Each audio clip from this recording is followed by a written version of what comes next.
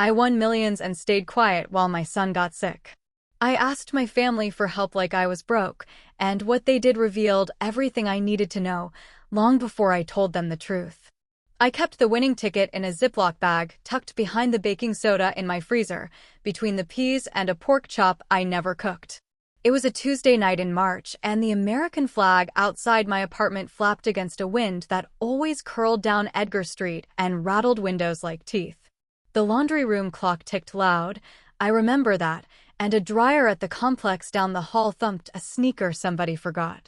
My son, Jack, slept on my couch, one sock on, one off, a Lego spaceship half-built like it ran out of gas mid-flight. The numbers on the TV matched the ones on my crumpled ticket, one by one, and my chest didn't explode like they say in headlines. I didn't scream. I just pressed my palm against my sternum and felt this cold, quiet wave. Like I had stepped into a room where everyone had been talking and suddenly, finally, they stopped. I won millions in the lottery, and I decided not to tell anyone. Not my mother, not my sister, not my brother, not the ex who would smell the cash the way a raccoon smells a dropped pizza. I called no one. I just washed my hands, folded towels, and watched the steam run away on the bathroom mirror until I could see my face again. I asked my family for help I almost said as a test, but the truth is it wasn't just a test. It was a plea. It was the naked, embarrassing thing you whisper to the people who raised you. I asked my family for help as a broke daughter with a sick kid. And when the help came, or didn't, I kept every receipt. Before you decide I'm cruel, I want you to see who we were before any of it broke. We lived in a mid-sized city where you still saw the same teachers at the grocery store. Dayton isn't huge, but it has these pockets you can carry in your hands. I grew up in a ranch house on rustling Pine Drive, with a yard that sloped just enough to make sledding fun but not deadly, a chain-link fence we never fixed, and a swing set we bought from a yard sale where the sun was too hot and my mother haggled like she was pulling string out of a knot. My mother, Darla, believes the only way to love people is to proofread them. She corrected me if I put my elbows on the table, if I said, like, too much, if I cried and didn't wipe my face fast enough. She knows exactly where to place a sentence you didn't ask for so it pierces without bleeding. My father left when I was 12. He moved to Fort Wayne with a woman who liked to rollerblade, and the story after that is a messy folder with a label I never open. My sister, Lena, is 3 years older than me and carries clipboards in her soul. She's one of those real estate agents who can sell you a house with a smell and a hand on your elbow, and she has a sharp hairstyle she gets trimmed every 6 weeks, like clockwork, like pen clicks. She calls herself organized, and maybe that's true. She is organized the way a guillotine is organized. My brother, Trent, is 7 years younger and restless in a way that makes mother say, "Who does he take after?" He tried a semester at community college, a job at AutoZone, a landscaping crew, and then a smoothie pyramid scheme that turned our group chat into a hostage situation. He chases horizon lines and gets there sunburned, broke, and somehow convinced it was part of the plan. Me, I was 32 when the ticket hit. I worked the front desk at Lincoln Middle School, the kind of job where your name is said in sighs and whispered gratitude. I knew which teachers preferred emails versus sticky notes, which 8th graders had anxiety that looked like skipping first period, which parents would pace in the lobby and swear the bus was late when it was right on time. I'd buzz the doors in the morning, make copies, juggle schedules, say, "Hi, sweetie," to kids who needed a second before the day could start. It wasn't glamorous. It was mine. Jack was 7, all elbows and quick questions. He had a smile like he'd borrowed it from a cartoon, too wide for his face, and a scar on his chin where he slipped on the YMCA pool deck one summer. He loved baseball and space and buttered toast cut in triangles. He called me Mama half the time and Mom the other, and I kept his drawings on the fridge with a magnet shaped like a donut. The ticket came from a speedway off Wilmington Pike, a place that always smelled faintly of coffee and brake dust. I bought it because I only needed milk and came out with scratch-offs and Pringles, like usual. Quick pick, because when I choose numbers I feel superstitious, and superstition feels like inviting disappointment to sit beside you. The clerk, a kid who wore an earring he wasn't old enough to wear at my mother's table, said, "Good luck." He meant it. That stuck. I claimed it through an attorney in a glass office downtown, where the light looked expensive and the receptionist's smile never reached her eyes. The lawyer, Reinhardt, wore a tie that cost more than my car, and he said, "This conversation is confidential, like an incantation." He set up a trust with a name that sounded like a tree you'd recognize and put my name in places where it didn't shine. He asked me what I wanted to do first, and I said, pay the rent on time, and he didn't laugh. I started stocking our freezer with nice meat, but I kept it mixed with the normal life. I still clicked coupons because I liked the little win. I replaced the squeaky couch with a second-hand one from Facebook Marketplace because buying new felt like stepping out in a dress I didn't deserve. Money changes gravity, he'd said, and I felt that. It didn't float me. It made every step heavy with choice. I didn't tell my family. Not because I wanted to punish them. Because I knew how the air in our rooms would change. Because I had spent my entire life holding my breath while other people filled the space. Because sometimes power finds the loopholes in love, and I was not going to be the first one to open the door. I thought I had time. 9 months later, Jack got a bruise the size of a plum on his thigh, and he said, "I don't remember falling." He'd been tired for weeks, colds that hung on, a nosebleed at school that lasted too long. The pediatrician, Dr. Abbas, pressed gently and frowned in a way she tried to smooth out before I saw it. "Let's do some blood work," she said, and I nodded like that was normal, like everything she said was normal. The day before the results, I went to Kroger and bought more butter and bananas and a pack of gummy worms because Jack liked the red ones best. We bumped into Mrs. Hooper from school, who asked if we were going to the fall carnival at Riverscape, and I said yes, of course, and Jack said, "I want to go on the spinny ride," and I said, "We can do one spinny ride," and he said, "Two," and I said, "We'll see." It was a ritual. We had rituals for everything. That's what routines are when you need control but pretend you don't. The call came the next morning, a Saturday. "Come to the hospital," Dr. Abbas said, and I said, "Okay." I brushed my teeth before I woke Jack up. I packed snacks and his baseball cap, the one from Kettering Fields. We drove, and all the traffic lights turned green like a cruel joke. Dayton Children's has whale murals on the walls and an elevator that announces the floors in a voice that sounds like a babysitter. The oncology floor is painted in colors that try too hard to be cheerful, which is to say, every hallway feels like standing in a smile your face can't make. They said leukemia, acute lymphoblastic leukemia, calmly. They said it's common in kids. They said protocols. They said percentages that I clung to as if math could hold me.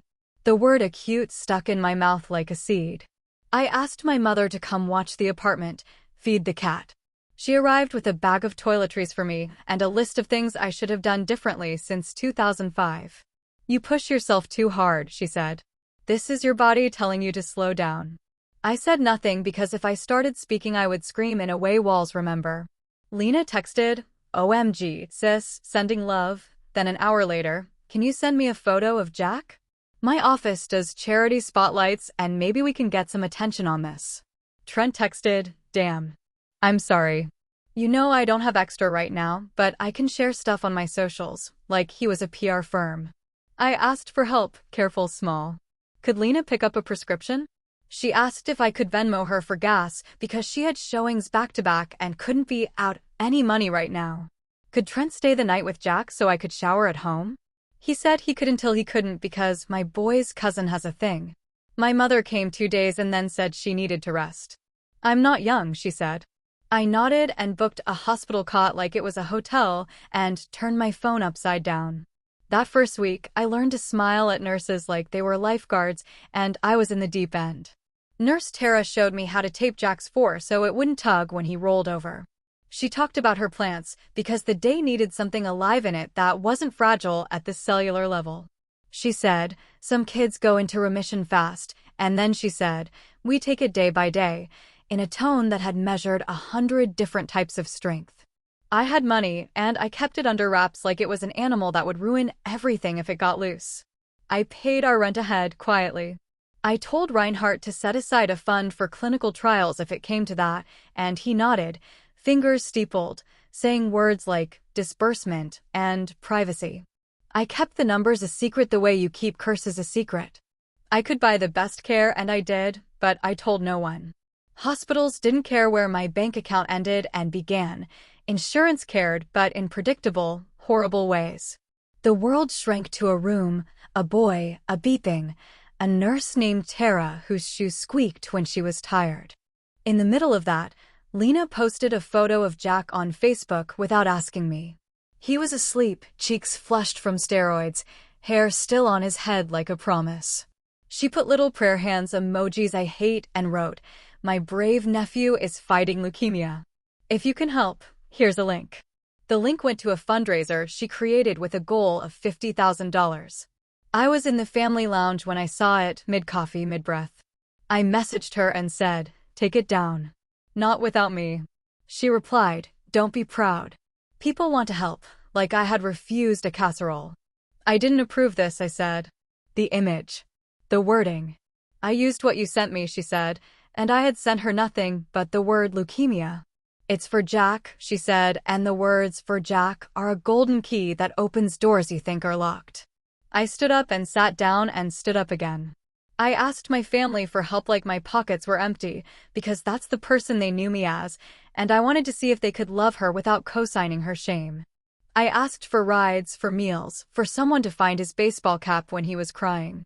I asked for someone to sit with him while I went to the bathroom. They gave me mostly what fit into texts. "Sorry, babe, big day with clients. I'm slammed. Let me know next week when I get paid." And sometimes my mother's voice, steady as a metronome, saying, "This is why women shouldn't have children alone." People I barely knew stepped into the soft part of the day.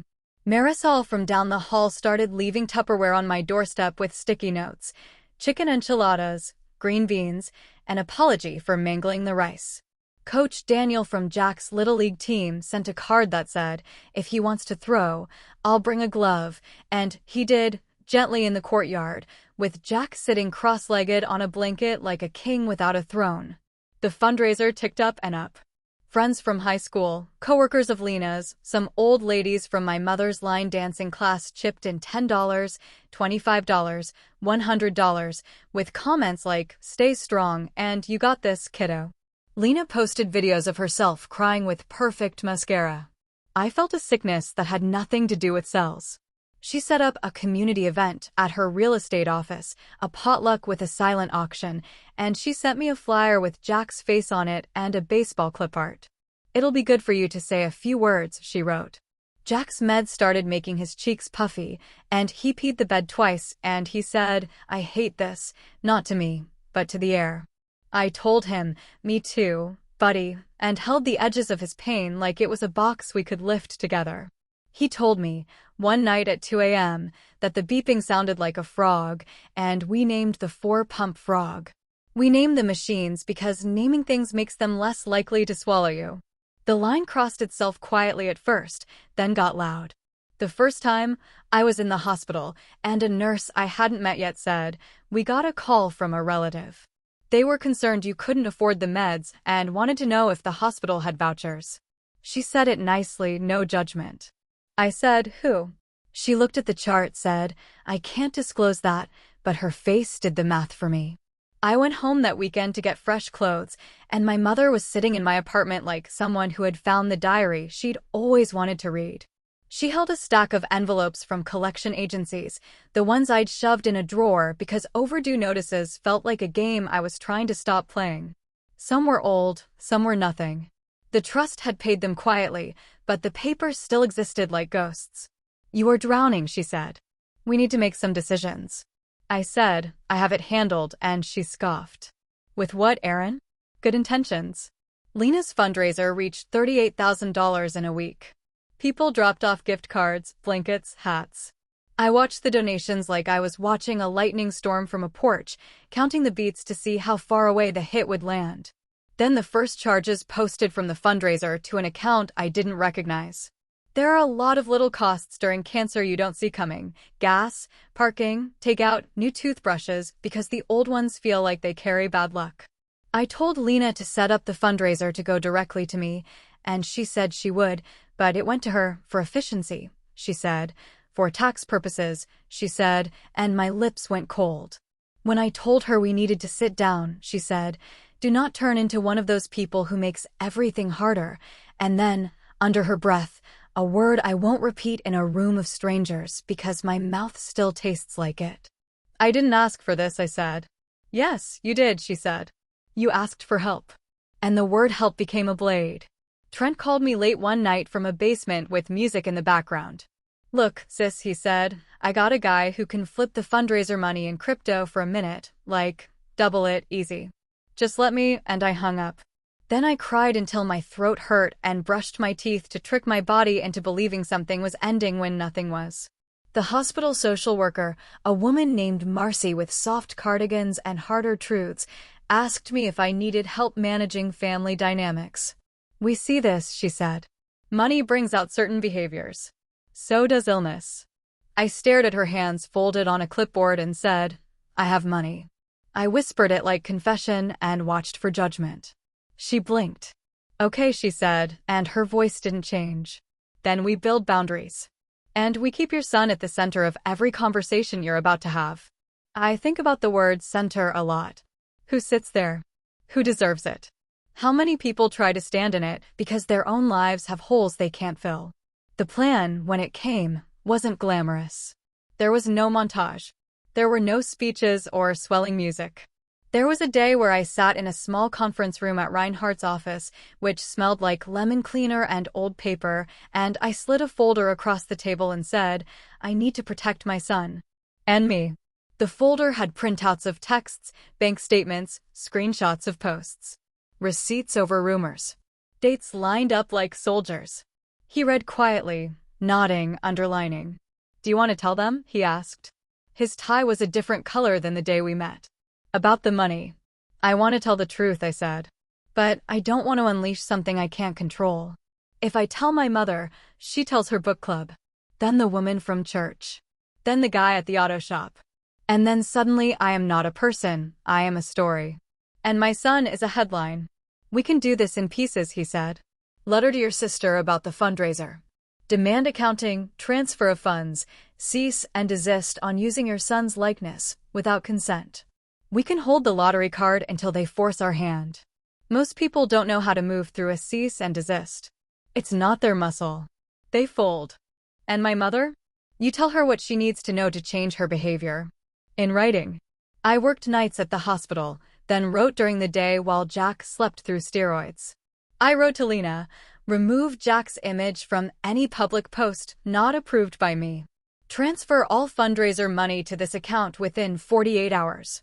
Stop contacting hospital staff. If you have questions, contact my attorney, not me, about finances.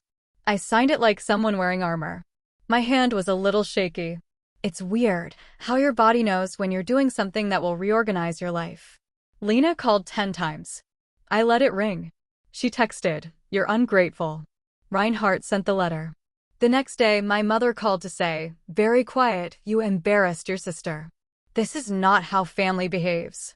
I said, "Using my child to pay your utilities is not how family behaves," and the silence on the line stretched thin as fishing line. Trent sent a long paragraph about community and mutual aid and how money flows, like he'd been reading texts he didn't understand. Then he ended with, "If you would just give me $10K, I could get out from under my car situation, and then I'd be around more," and I laughed once, out loud, and covered my mouth like I'd said something mean at a funeral. I built a small, fierce team. Nurse Tara, who knew when to laugh in the face of something awful. Marisol, who stood in my kitchen and sorted the mail into trash later and needs a phone call, with a yellow highlighter and a glass of iced tea. Coach Daniel, who drove us home and didn't ask to come in. And a paralegal named Amy at Reinhardt's firm who called me honey once and then apologized and asked what term I preferred, and I thought, God, the bare minimum can feel like a kiss. I set terms with my family. Visits are scheduled. No posts without permission. Privacy matters more than your reputation. If you raise money with my child's name, it belongs to my child. I wrote those things on paper and printed them like they were laws passing through a small, but real House of Representatives, and I was the whole room. The reveal sits in my memory like a storm you could smell before it hit. Reinhardt insisted we do it at his office. Neutral territory, he said. Professional setting. My mother walked in first, small purse, bigger opinion. Lena arrived in structured shoulders, her face set like she was about to negotiate for granite countertops. Trent wandered in 5 minutes late, smelling faintly of smoke and cologne that belonged to someone else. I had Reinhardt on one side and Amy on the other. I wore a plain blue blouse that didn't announce anything. We started with a fundraiser. Reinhardt went through the numbers, line by line, like a teacher showing their work. Here is where the funds entered. Here are the withdrawals, dates, amounts. Here are the transfers to your personal accounts, Ms. Caldwell. Here are the cash withdrawals. Lena's mouth tightened and then loosened, and then she said, I was planning on giving it to her in increments. It looks like that because, and Reinhardt held up a hand. The funds will be transferred in full by Friday. If not, we file. Amy slid a document across the table and a pen. Lena's hand shook. She signed. My mother said, this could have been discussed at home, and I said, we don't have the kind of home that can hold this conversation. She blinked in that slow way that means you hit her where she lives. Then Reinhardt looked at me, a small nod. There is additional information we need to share, he said. I inhaled, shallow. I have secured resources for Jack's care, I said. I am not in need. My voice felt slippery, like a new shoe on a wet floor. I won money last year. A lot. It's in a trust. It's paid for our rent, some of his prescriptions. I didn't tell you because, and I couldn't say it. Because every time I had money in your presence growing up, it was subject to a family vote. Because if I told you, what belonged to me would become an asset you could leverage against me. Because I didn't know how to be your daughter and be my own person at the same time, and I chose the person who depended on me. How much, my mother said, like someone asking, what time is it? Enough, I said. Lena laughed, a short, mean sound. She thinks she's above us. Trent's eyes went wide.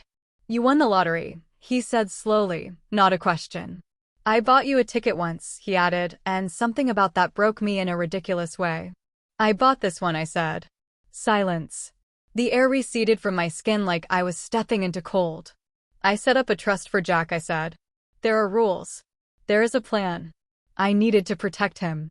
I slid another document across the table, not for them to sign, but for them to see. I am not asking you for money. I am asking you for respect. I am asking you to look at my son and not see an opportunity. You're selfish, my mother said. She said it calmly, like she was stating an address. We could have worked together. I did ask, I said. For help. And what I got were fundraisers with my kid's face and conditions for rides and a lecture about my life choices. So here is what we're going to do. You can love Jack without managing our accounts. You can visit him without posting about him. You can show up or you can sit down. You cannot do both. Lena's eyes flashed. I'm his aunt, she said. Family means something. Only if you choose for it to, I said. He is not an exhibit. He is not leverage. He is not a way to feel good about your networking. Reinhardt cleared his throat. We recommend all financial questions be directed to the firm. This ensures clarity and reduces conflict. My mother looked at me like I had time traveled without her permission. Trent stared at the table. Amy took notes like we were writing history. We ended without hugging. My mother stood and said, I hope you can live with yourself, and it barely landed because I had already been living with myself all my life, and I was the only one in the room who knew how that felt. They did not react well. Lena transferred the money and then posted something vague about toxic people who hide things, and there's a part of me that was tempted to comment a spreadsheet. I didn't. I took screenshots. I stepped away from Facebook. My mother called and left voicemails that sounded like wind chimes and knives. Trent, to his credit or his cowardice, went quiet. The fallout came in waves. 2 days later, my ex, Mike, called. We hadn't spoken in months except for the logistics of school pickups, and that time he showed up with a toy that made too much noise. I heard you came into money, he said. He didn't waste time. And I want to be more involved. With Jack. I said, he is 8th month into treatment. Where have you been? He said, working, and I could hear his new girlfriend in the background laughing at a different conversation. "I want to take him next weekend," he said, and in that moment, the only thing I could think was that my kid could catch a cold and end up in the hospital because some man wanted to assuage a guilty conscience. We went to court within a month, not because I wanted to fight, but because he filed for adjusted custody. His application used words like stability and financial confidence, and my mouth dropped open. He said in his affidavit that he was concerned I couldn't provide consistent care because of my employment situation. He didn't know I had money, not really, not yet. Or maybe he did and thought that meant something else. I hired a family law attorney named Brooke who wore low heels and spoke evenly. "We will present receipts," she said, and I loved her a little for that. We stood in front of a magistrate who had seen every kind of heartbreak in Montgomery County. Brooke talked about Jack's medical schedule, my daily involvement, the neighbor's testimony, Nurse Tara's letter.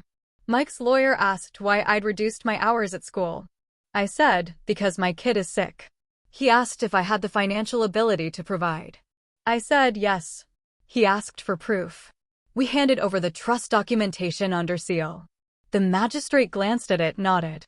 "Temporary custody remains with the mother," she said, and we left the courtroom under those fluorescent lights that make everyone look worse. Mike avoided my eyes in the hallway. He texted later, "No hard feelings," and I stared at my phone like it was speaking a language only fools understand. Jack had good months where his hair tried to grow back, and he wanted spaghetti, and we laughed so hard at a dumb movie that the nurse came in to tell us to keep it down. He had months where he couldn't keep water down and his bones ached, and he wanted to not be in his body. I counted pill bottles, labeled cheeks with kisses, learned the numbers for platelets and ANC counts like sports stats. Lena, for a while, fell into a rhythm of showing up when it was convenient, bringing magazines and offering to take photos to mark the journey, which made my throat tighten. She kept the fundraiser page up but updated it less, and every time she posted something without asking, I sent a terse, "Take it down." She would, eventually, with an eye roll you could hear through the text. My mother blamed, as is her love language. "You should have married a provider," she said once, and the word provider felt like a suit that didn't fit in this decade. "You should have more faith," she said another time, stopping herself before saying a word she knows I don't keep in my house. "You should," and I interrupted, "You should stop." My voice surprised both of us. She sat back. She didn't apologize. She switched to commenting on my haircut and the state of my sink. 2 years into this, Jack relapsed. The second time, hope is heavier because you've been carrying it a while. We were at a baseball game, minor league, Dragons, the kind of summer night where the field is a green you could live on. He ate a soft pretzel and leaned into my shoulder in the 6th inning and fell asleep. His head was hot against my arm. I knew. It's a quiet knowing that descends like fog. The next morning, he had a fever. 2 days later, we were back in the room with the whales on the wall, and the doctor we liked said, "We'll discuss options," and the nurse we loved squeezed my elbow hard in a way that meant, "Brace." Money can open doors, sure. We looked at a clinical trial in Cincinnati, packed a bag that had socks and a small stuffed dinosaur and the kind of bravery you don't put in words. We packed a bag of what-ifs and drove with Tara's contact list taped to the dashboard like a charm. We applied for the trial and got a maybe that turned into a no because his numbers did not align with their thresholds. Sometimes the world is a spreadsheet. Sometimes it isn't. During that winter, everything was dimmed down to 2 colors, the gray of sky and the warm gold of the bedside lamp I kept on even when he slept. Jack asked me one night, in that weird luminous way kids have, "Are we okay?" I said, "In this room, we are okay," and he nodded like that counted. Then he said, "You can say no, Mom," out of nowhere, like he heard my heart in other conversations. To Nanny when she gets mean. Or to Aunt Lena when she wants pictures. He said it as a statement. The smallest voice, the deepest truth. I kissed his forehead. "Yes," I said. "I can say no. We made the kind of home you make in a hospital. String lights. Snacks in a bin with a label that said, 'Take one.' A whiteboard where people wrote jokes." Nurse Tara stuck a paper snowflake on the ceiling above his bed, and he stared at it on days the pain made him leave his body a little. "It stuck," he said, and I said, "Like us," and he smiled and then fell asleep. He died in April, when dandelions push through every bit of ground whether you asked them to or not. He died the way the doctors said he would, which is to say, gently, with a pillow under his knees and my hand on his chest. It was a Tuesday, like the night I won the lottery, which is a detail no one needs to know but me. The room was quiet. The machine we called Frog did not beep. I learned that grief doesn't come all at once. It lands, and then it keeps arriving in different disguises. The funeral was not big. I chose that. I asked for the room at the community center near Lincoln Middle School because it had big windows and a view of trees, and because I didn't want to bring my son to a place where people in suits tell you where to stand. I brought his baseball glove and the drawing of a spaceship and a photo of him with pizza sauce on his face. It wasn't pretty, but it was true. We kept it to 90 minutes. People brought casseroles and foil and wrote their names on masking tape because they wanted their Pyrex back someday. I made a playlist of songs that felt like a life you'd recognize in a grocery store. My mother, to her credit, wore shoes that pinched and stood near the door greeting people like she was hosting a luncheon. She did not speak at the microphone because I asked her not to. Lena did, against my request. She stepped up with a folded paper and said, "Jack taught us all about resilience," and my throat closed. She talked about community. She used words like journey and warrior, and then she started to veer into a story about fundraising. I stood up. I walked to the front. I put my hand on the mic. "No," I said, softly, into a room of people who didn't know whether to look at me or their shoes. My voice didn't shake. "This is not a story about you." I took the paper from her hand and set it on a chair. She stared at me, eyes glossy, and then she sat down. There are moments where you feel the scaffolding of your life reassemble. This was one. Trent stayed in the back, hands in his pockets, head low. He hugged me after, quick, and said, "I'm sorry, sis," and it was the first time in months he sounded like the kid who ran through our house with untied shoes. He didn't mention money. He didn't mention anything, which was the greatest kindness. My mother kissed my cheek and said, "Call me if you need me," and I nodded, which felt like a compromise I could live with. She cried real tears into a tissue she folded into neat squares, and I slid one into my pocket, not sure why. After the funeral, people drifted back to my apartment. The neighbor kids made chalk drawings on the sidewalk without being asked. Someone put a glass of water in my hand, and I held it for an hour without drinking it. Nurse Tara sat on the porch steps and took off her sensible shoes and said nothing. Marisol washed dishes and handed me a folded towel that smelled like her dryer sheets. The legal fallout continued in small, persistent ways. Lena sent me an invoice for time spent organizing community support, which I forwarded to Reinhardt with a single eye roll emoji. He sent a formal response that I framed as a joke and kept behind the cereal. Mike texted a photo of a playground and wrote, "We should have done more of this," and I didn't respond. The hospital sent me a bill with zeros that should have scared me and didn't. The trust paid it, and the ledger balanced in a way the rest of me did not. People think money shelters you from grief. People are wrong. Money bought us time and comfort and access. It did not buy us different outcomes.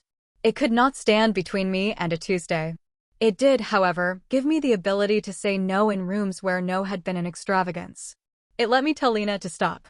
It let me tell my mother to sit down. It let me keep Jack's story from becoming a brand.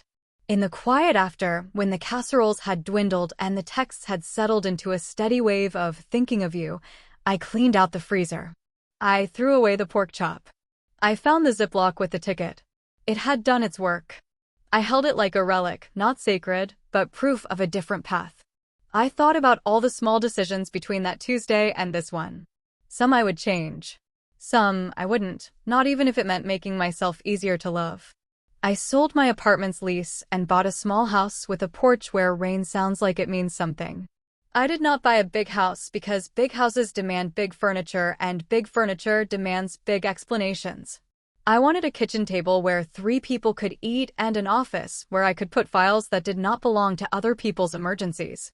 I went back to the school part-time first, then full-time, because the front desk was a rhythm my body remembered.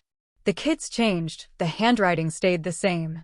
I put a bench at the park with a small plaque that said, "For Jack, who loved throw and catch and soft pretzels."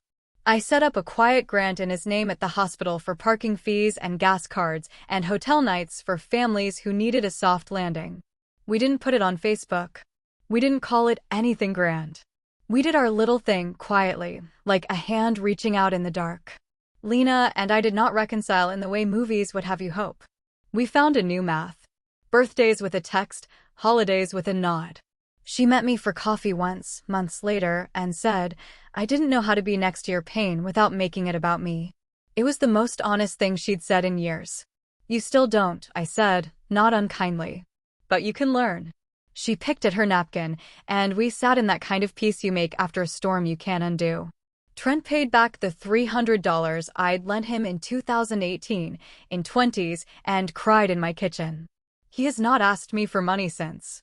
He texts me photos of sunsets I cannot be bothered to roll my eyes at.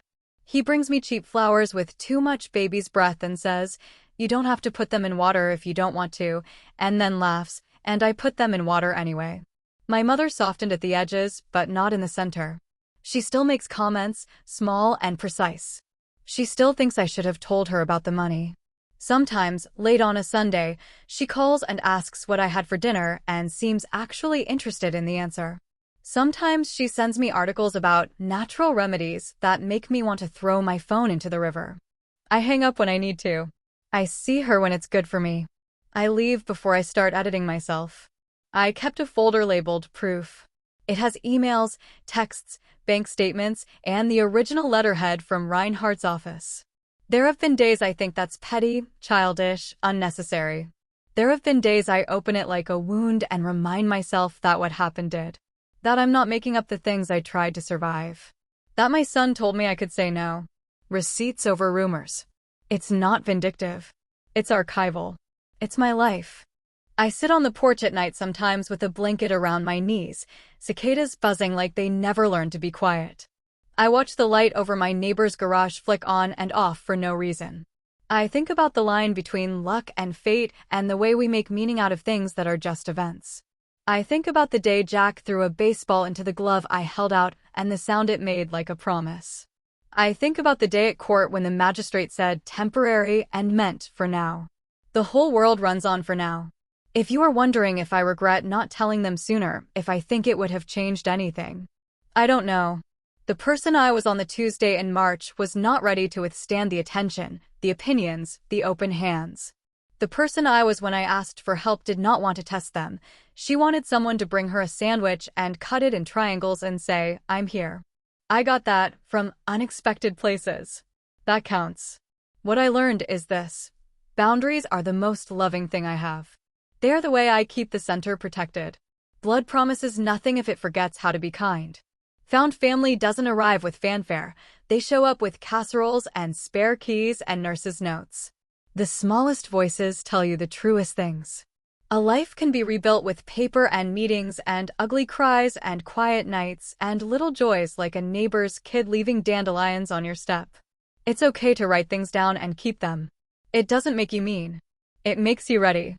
If you need an image to hold at the end of this, it's this, me, sitting on my porch in a sweatshirt that smells like detergent, watching a single moth bump into the porch light, again and again, and then drift toward the dark yard where the night is soft. The screen door shifts in a breeze I want to believe is a hand. The light stays on. I turn it off when I'm ready, not when anyone tells me to.